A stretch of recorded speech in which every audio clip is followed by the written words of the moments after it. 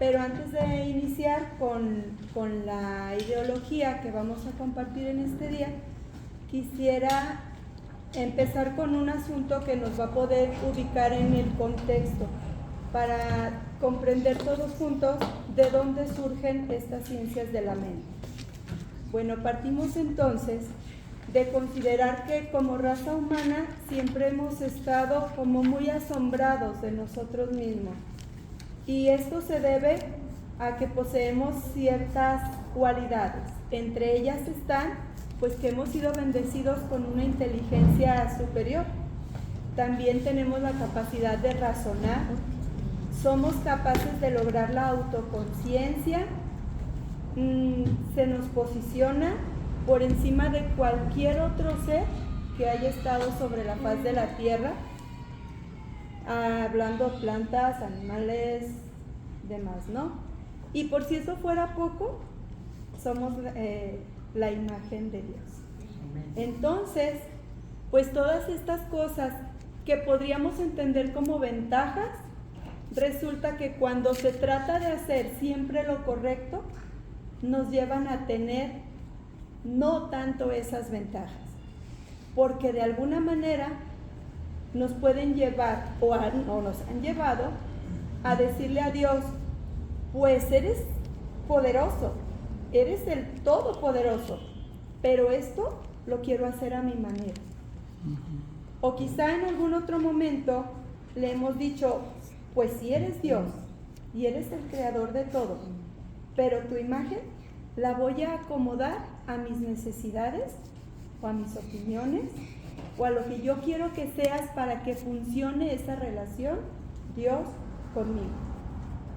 Y estas ideas, junto con muchas otras, han generado que surjan creencias mixtas, porque consideramos que como el cerebro es todo lo que necesitamos para hacer cualquier cosa, pues esto incluye el cómo nos queremos conducir en este espacio que fue creado por Dios y no por nosotros mismos.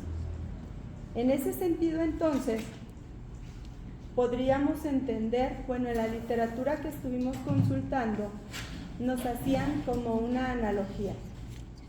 ¿Qué tan fácil es preparar un pastel? No importa del sabor que sea, no importa de la textura que sea, siempre partes para hacer un pastel de ingredientes básicos. Así entonces las personas que se desarrollan como líderes de estas ciencias de la mente parten de unas instrucciones básicas para poder generar sus nuevas ideologías. Y entonces tenemos ahí algunas instrucciones con las que cualquier persona puede iniciar su propia religión o secta. La primera de ellas es afirmar que se dio de una inspiración divina. La idea que tú quieras plantearle a las personas, nada más garantízales, asegúrales que partió de una idea divina, de una inspiración divina, y ya tienes un puntito a favor. Si a eso le sumas que puedas lograr hacer que Dios sea más como los humanos, más personas van a ser atraídas.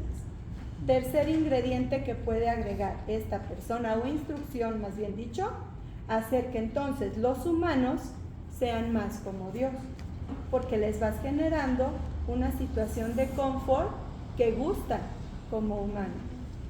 La siguiente de ellas es que como líder o como fundador de esta nueva idea, escribas un libro, una revista o cualquier documento que posteriormente va a permitir ser como el punto de partida de la doctrina que estés generando entre tus miembros.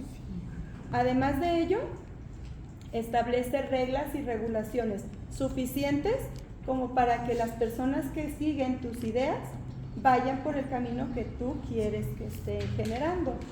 Además de ello, que no se te olvide mezclar diferentes ideas de distintas religiones para que las personas consideren que están en un ambiente donde sí están buscando aquello que les satisfaga. Entonces, ¿de dónde surgen las ciencias de la mente? Pareciera que, o podríamos considerar que estas son algo nuevo, algo de la última era, de los últimos tiempos. Pero hay una frase que dice nada hay nuevo bajo el sol. Si alguno de nosotros recordamos un poquito de esta frase, pues nos podríamos remontar al rey Salomón, que en Eclesiastés hace mención de ello, ¿verdad? ¿Y por qué nada surge como nuevo bajo el sol? Porque estas ideas de la ciencia de la mente y de considerar que la razón es lo más importante y que podemos ser tan iguales a Dios, no datan de los últimos tiempos, sino que podríamos pensar en personajes como Adán y Eva, que ellos quisieron estar en una posición como Dios. O más adelantito con los judíos, que se cansaron de hacer lo que Dios les pedía que hicieran y entonces terminaron haciendo lo que cada quien quería. O más adelante, cuando Pablo les dice a los romanos que está notando que encanta como humanos adorar a la creación más que al Creador. Después de estas ideas, se viene una más. Pienso, luego existo. No sé si puedan ubicar a algún personaje histórico en cualquier rama que haya dicho esta frase famosa. Este personaje que dijo pienso, luego existo, o entonces pienso y luego soy grande, o pienso y entonces soy lo que ya estoy idealizando, fue René Descartes.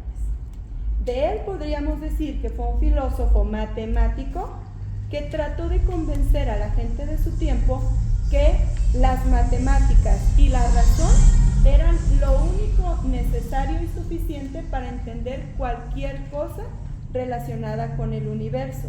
Incluso para probar la existencia de Dios, bastaba con la matemática y la razón. En ese tiempo había muchas personas que consideraban que era la fe necesaria para creer en Dios. Entonces él se dio a la tarea de generar bastante trabajo para defender que lo único que se necesitaba era la razón.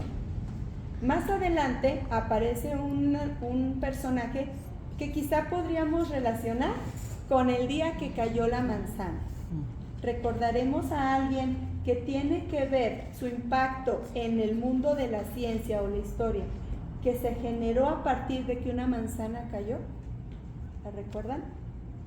Bueno, pues vamos a recordar entonces a Isaac Newton, uno de los científicos más imponentes que tuvo aportaciones científicas o avances tan sobresalientes que produjo que se iniciara una nueva época, y esta fue la época de la Ilustración, donde en ese momento pues todos los pensadores que había alrededor decían, tiene razón, o sea, la ciencia, la razón, la mente son la clave para todo lo que funciona en el universo. Fue tanto el impacto que se generó en el movimiento de la Ilustración que la razón se volvió lo más importante, incluso llegó a ser más importante que la propia idea de Dios a través de una religión. Enseguida de él aparece otro personaje que dijo, ¿y quién necesita a Dios? Este personaje fue Voltaire. Los británicos estaban ya así como en un proceso de dejar quieta la Ilustración, pero los franceses en ese tiempo dijeron, seguimos nosotros.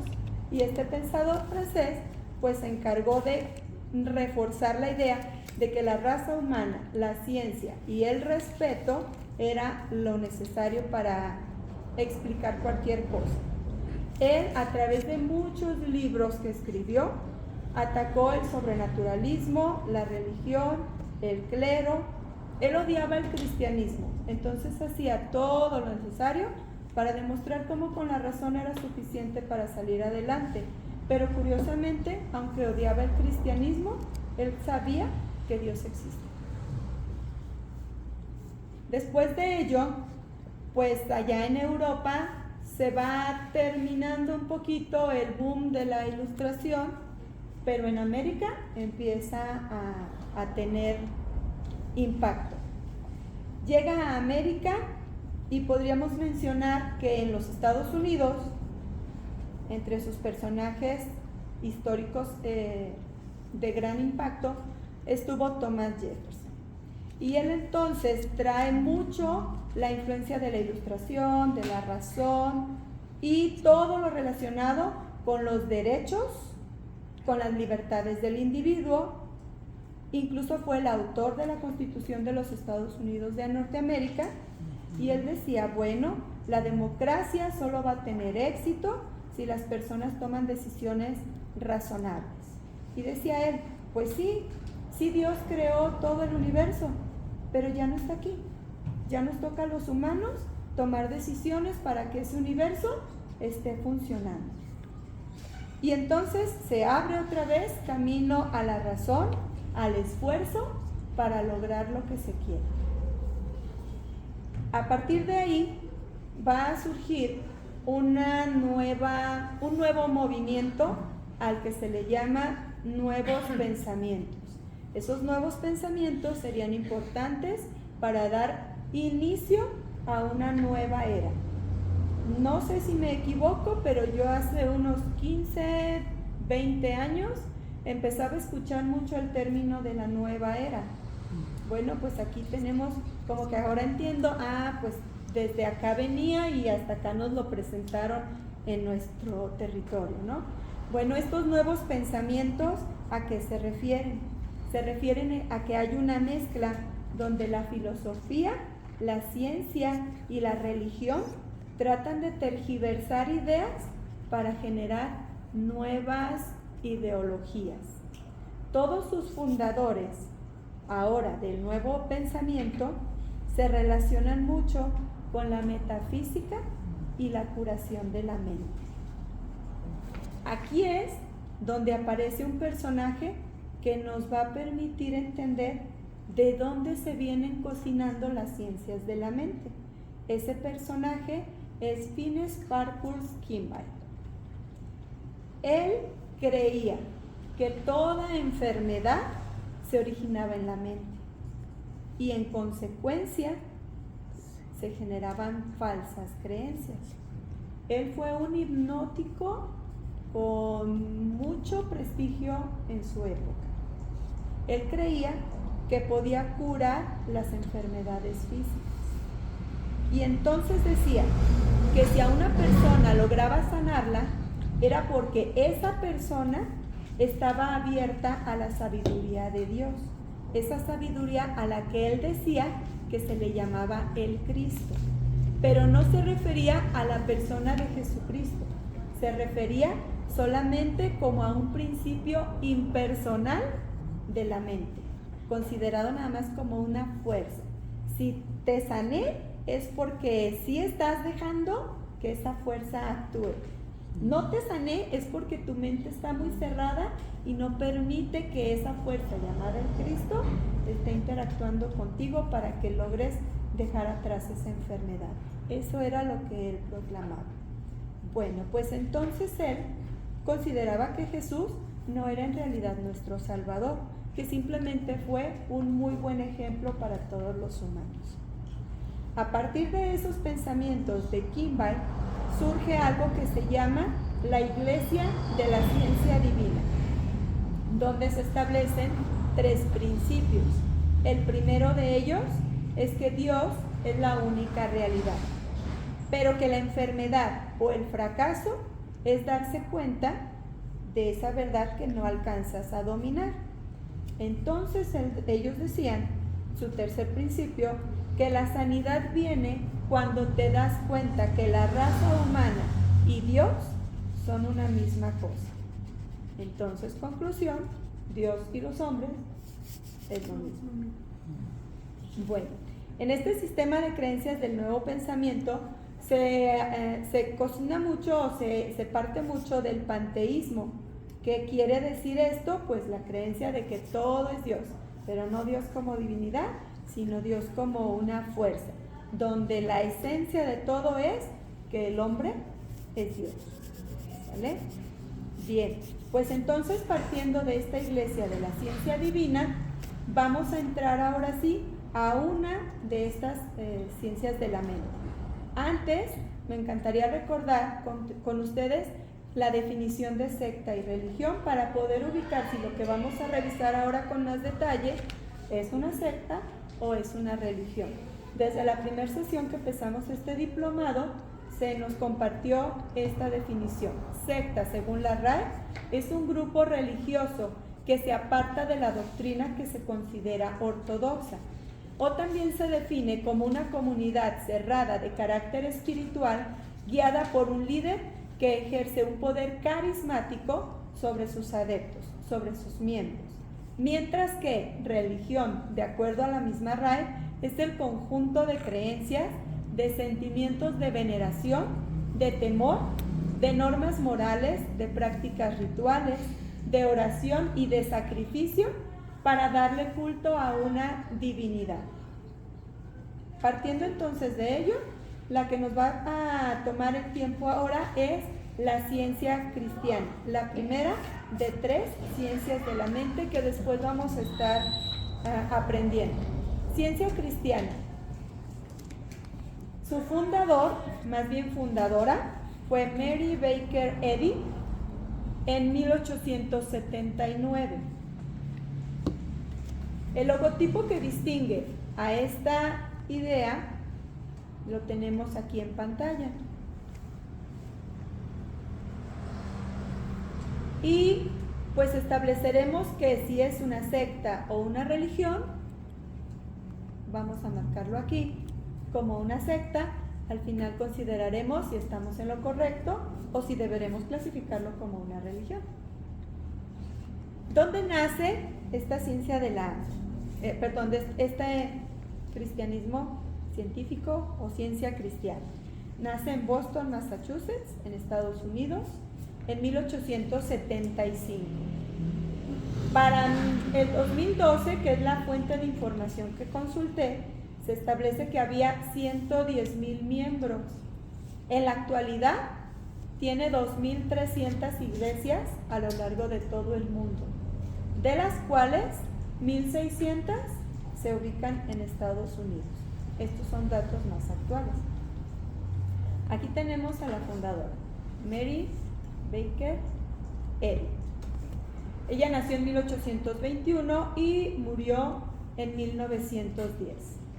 De ella podría compartirles como parte de la historia que en su etapa de niña fue muy enfermiza, batalló bastante con su salud y de adulta, por ciertas situaciones y circunstancias, decidió involucrarse mucho en el espiritismo y en el ocultismo.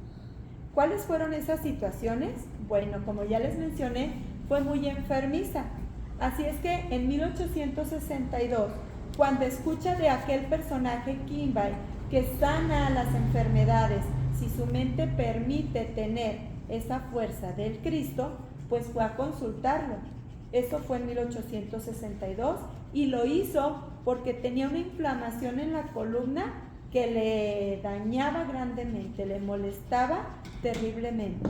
Entonces ella sale de ahí sanada y afirma que fue sanada de su aflicción gracias a la intervención de Kimball en ese proceso de sanidad. A partir de ahí, pues podríamos entender por qué ella se convierte en una de las mejores estudiantes de Kimball en asuntos de metafísica y curación mental. Ella se convierte en tan estrella como alumna que 9 años después de la muerte de Kimball, en 1875, Eddy publicó un libro. Kimball, con todos los conocimientos que él compartía o que él profesaba, jamás hizo algún escrito, pero Eddy sí. Ella hizo este libro llamado Ciencia de la Salud con la clave de las escrituras. De este libro voy a comentarles que más adelante un estudio que realizó el New York Times encontró que todas esas ideas eran más que ideas de Eddy o más que redacción de Eddy, un plagio a todo lo que había establecido Kimball. Y bueno, pues a pesar de que se establece ahí, ella lo ubica como uno de los libros que dan fundamento a la ciencia cristiana. Estableció el Colegio Metafísico de Massachusetts ya no como alumna, ahora sí como ella la que dirigía toda esta orquesta. Y en 8 años logró tener más de 4,000 estudiantes. Muchísimo.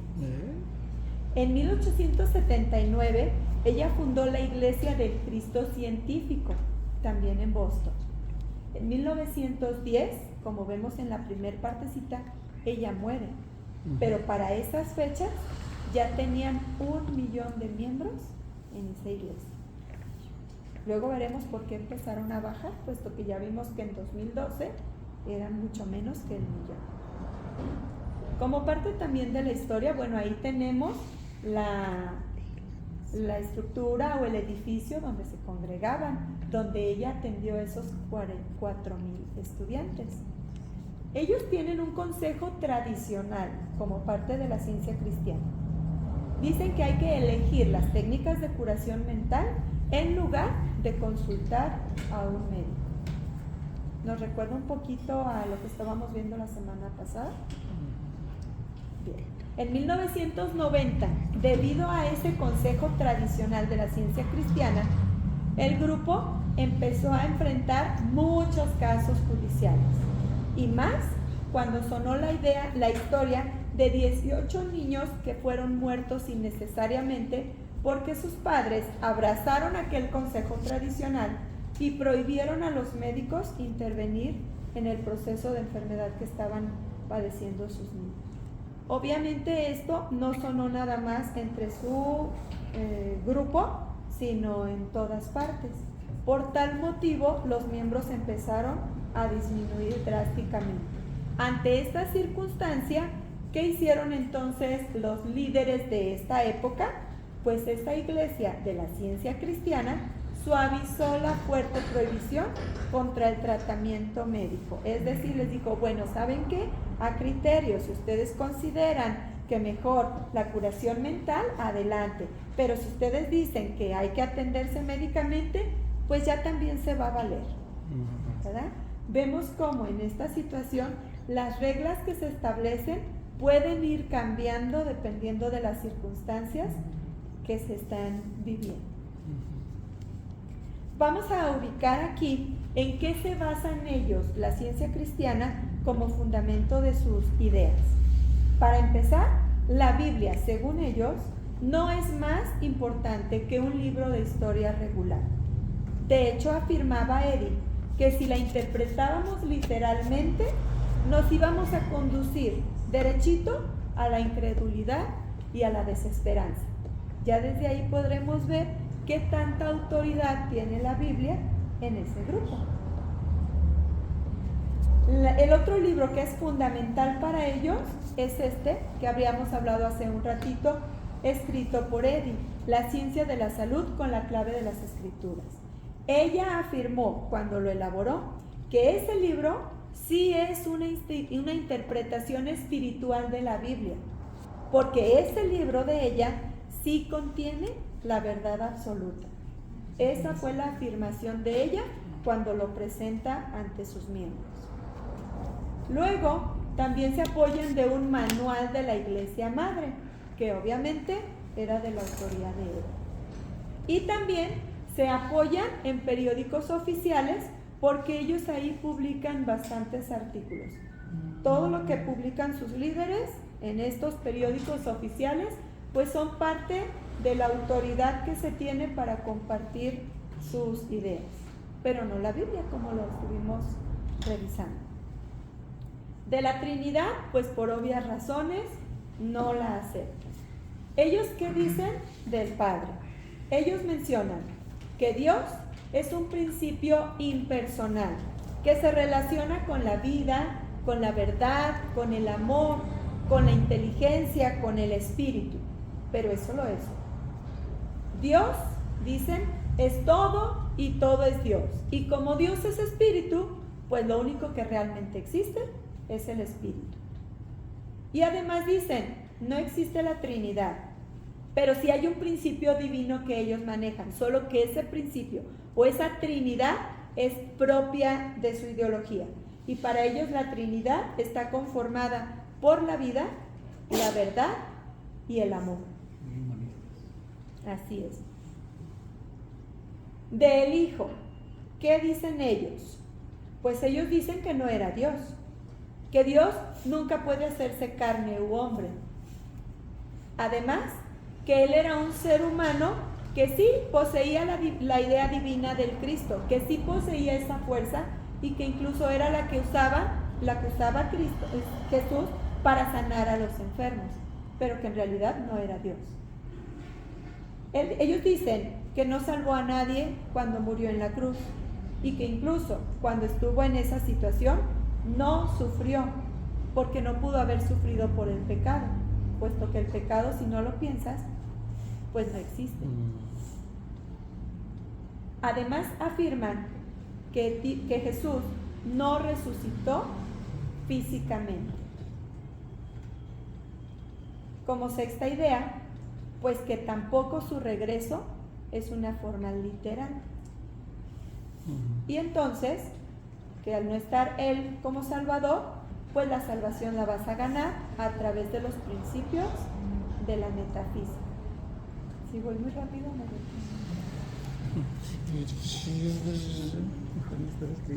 ¿Y qué piensan ellos del Espíritu Santo? Si reafirmamos que la Trinidad no la acepta. Ellos dicen que el Espíritu Santo es más bien la enseñanza que ellos comparten en la ciencia cristiana. Todo ese saber es el Espíritu, pero que no es Dios, es el conocimiento, es la razón. Entonces, vamos a ver qué opinan de la salvación. Sobre ella, sobre esta situación, dicen, retomamos, la Trinidad de la ciencia cristiana es vida, verdad y amor. Así que entonces, al dejar de creer en la ilusión de la enfermedad y del pecado, pues vas a poder ser salvo. ¿Qué te va a estorbar si piensas que eso es solamente una ilusión? ¿Qué te va a quitar la salvación si tú estás teniendo pensamientos que no te acercan con el pecado o que lo que haces no lo piensas como pecado? Además dicen que siendo de esa manera, pues la tenemos ganada, porque toda la humanidad ya es salva y será salva eternamente. Además ellos dicen de la salvación, el pecado, el mal, la enfermedad, la muerte no son reales. Si las piensas, están. Si no las piensas, no existen. Eddy negó la noción de la fe sin obras, cuando dijo el hombre como idea de Dios ya está salvado. Me paso a la idea de la muerte que ellos conciben. Ellos dicen la muerte no es real. No existe el infierno. Pero si tienes pensamientos incorrectos, tú sí puedes generar tu propio infierno. Y si estás en esa situación, pues cámbiate el chip, empieza a tener pensamientos correctos y ahora ya te podrías posicionar en el cielo. Entonces ellos dicen, bueno, ¿y la muerte qué es? Pues es nada más una transición de la mente, un cambio de pensamiento. Y entonces la mente, ¿para qué existe? La mente tiene que estar viva para corregir los pensamientos erróneos que tienes. Por ejemplo, los de la enfermedad, los de la muerte.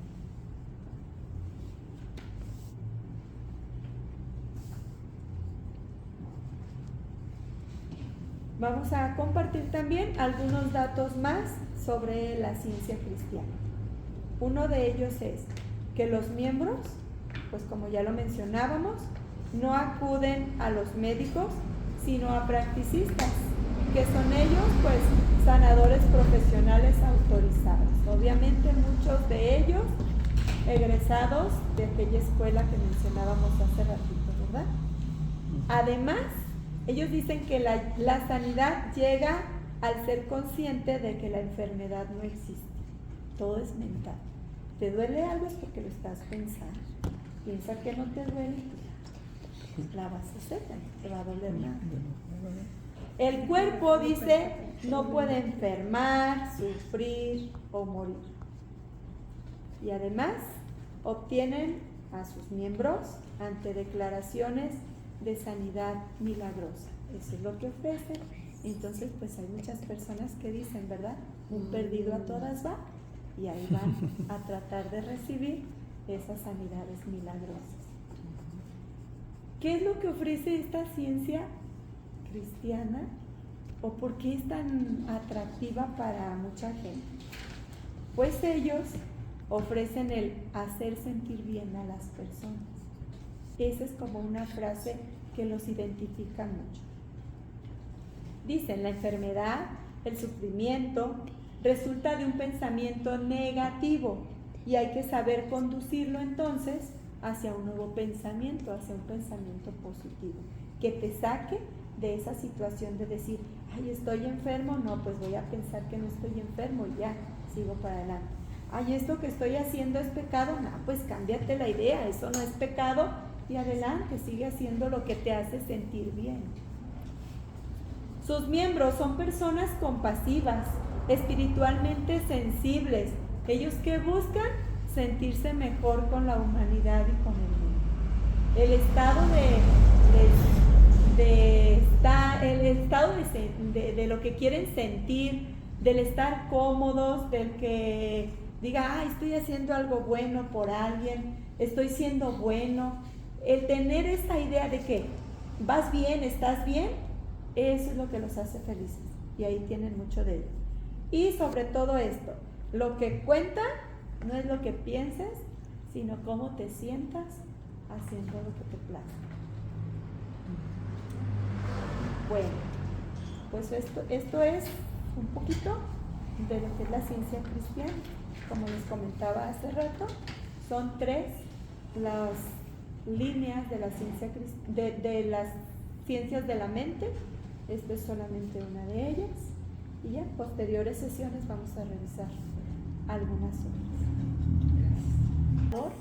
Está estableciendo cómo pueden cambiar sus ideas, sus reglas, sus principios de acuerdo a lo que se va presentando en el contexto.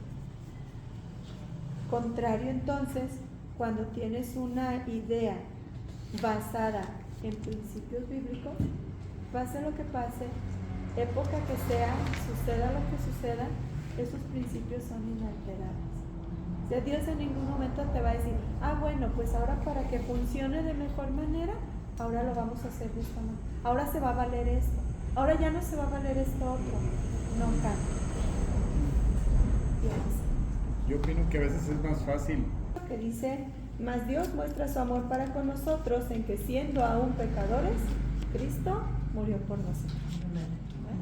Seguramente si tenemos un poquito más de tiempo vamos a encontrar muchos otros versículos que, como ya habíamos mencionado hace ratito, si es un versículo apologético, no necesitas dar explicaciones de por qué estás mostrándolo, puesto que lo estás utilizando para decir, la Biblia dice esto, y lo que tenga que corregir la persona a la que se lo compartes, ya no nos toca. Solitos van a llegar con la gracia de Dios, con la misericordia del Señor y a través del Espíritu Santo a comprender cuál es la parte doctrinal en la que ellos necesitarían pensar porque están en un error, ¿verdad? Pero como parte apologética, recuerden, es solamente mencionamos el versículo que fundamenta nuestra fe. Pues yo les agradezco mucho la atención, la participación y sobre todo el tiempo que dispusieron para poder compartir este diplomado. Muchas gracias. Gracias.